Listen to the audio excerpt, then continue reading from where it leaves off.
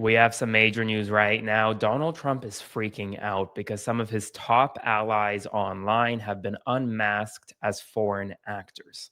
In the past 36 hours, Twitter, I'm not going to call it X, it's still Twitter, Twitter unmasked dozens of top MAGA aligned accounts as they were not based in the United States of America. These accounts have been promoting the president, promoting top MAGA influencers online, and we're now learning that many of them, most of them, are not even based in the United States of America. Some are even based in countries like Russia, adversaries to the United States of America. And this morning, Donald Trump is flailing. He's furious that these tweets, that these Twitter accounts were essentially unmasked and is trying to call for the arrest of lawmakers once again. Make sure to like, comment, share, and subscribe because I need to break down how Twitter has enabled foreign actors to influence the United States of America and discourse in our nation in real time. Over the past 24 hours, Twitter has reversed a previous rule that essentially you could now see where an account is based. So, for example, if I were based in a country like Nigeria, it would pop up that my account was based in Nigeria, not the United States of America. And yet, for a while, that trigger was off. And so you could never actually tell where someone was tweeting from or who someone who was claiming to be a United States American, actually, whether they're an American or not. So let's run through some of these accounts. This account, for example, America First, 67,000 Twitter followers. It joined in March of 2025 this year. It was based in Bangladesh, not in the United States of America. This account, Ivanka Trump News, has over 1 million Twitter followers. It's been verified since August 2024. It joined September 2010 in Nigeria. Another account, MAGA Nation X, based in Eastern Europe. And here's the kicker, non-EU. So it's likely in a Russia-aligned Eastern Europe nation. It joined back in April of 2024, and it's been verified since it joined Twitter. Another account, MAGA Nadine, who claims to be this female bodybuilder. The account is actually based in Morocco. It's been verified since October of 2023, and it joined in April of 2020, but it's not actually based in the United States of America. And finally, Red Pilled Nurse, which is an account online that claims to be a nurse to provide health advice to people online, is actually based, drumroll please, in Europe, joining back in November of 2024, being verified shortly thereafter, right around the 2024 election, where Donald Trump beat Vice President Kamala Harris.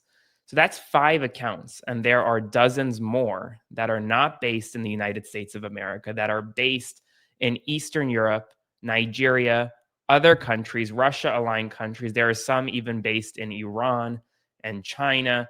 These are not allies of the United States of America, and yet these accounts amass millions of followers, and help influence American discourse online. In fact, Donald Trump himself even reposted one of these accounts on his Truth Social. He reposted an account on Truth Social that wasn't from here. It was actually based overseas. The president of the United States of America is actively boosting accounts that are not made in the United States, that are based overseas. And he's doing it unknowingly because before yesterday, Twitter did not allow it. Check this out. This account, Fan Trump Army, is an account that is based in none other than Southeast Asia, not in the United States, in Southeast Asia. It was joined in March of 2022, and well, it's not based here in the United States of America. Look at this. Just yesterday at 5:52 p.m., Donald Trump boosted Fan Trump Army, an account not based in the United States of America. He did that likely unknowingly, or maybe at that time he already knew because it was already unmasked that these pro-Trump accounts are not based in the United States of America. And while the president, not happy, because after it was revealed that some of his top allies online are simply foreign actors trying to influence American discourse, He put this out. The traitors that told the military to disobey my orders should be in jail right now, not roaming the fake news networks trying to explain that what they said was okay. It wasn't and never will be. It was sedition at the highest level, and sedition is a major crime. There can be no other interpretation of what they said. But Mark Kelly, one of the senators who is being called to be executed, to be arrested, said, well, you know what, Mr. President? I am never backing down to you. You know, the president tries to intimidate them. He tries to intimidate Congress. He looks at government accountability as a nuisance.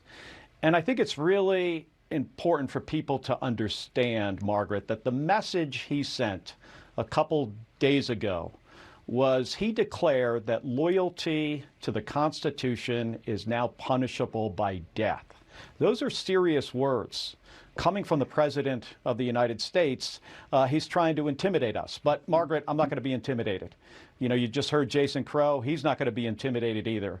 We both served our country. We swore an oath. All we said is we reiterated what basically is the rule of law, that members of the military cannot follow illegal orders. They're not going to be intimidating. They're making clear that Donald Trump is not going to intimidate them no matter what. And Senator Alyssa Slotkin, who is another senator involved in all of this, actually made a good point today in that a lot of this is being done in an effort to distract what we saw this week. Less than a week ago, the Epstein files were forced to a vote. Donald Trump signed that into law.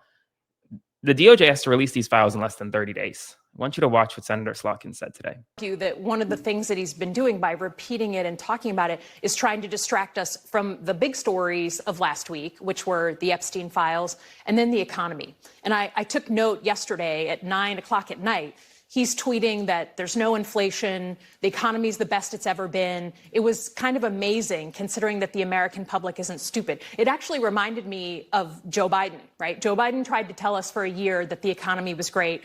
Now this president, who ran on lowering costs for Americans. But you changed the subject with that video as well. Sure. And here, as you can see, she's making clear that this is just a distraction by the president of the United States, who doesn't want people talking about the Epstein files, who doesn't want people talking about the fact that some of his top allies online are nothing more than foreign actors. And yet here we are. As always, like, comment, share, and subscribe. I will continue to provide you updates as we get more information on this, because this, folks, this is stunning news that everyone needs to know about.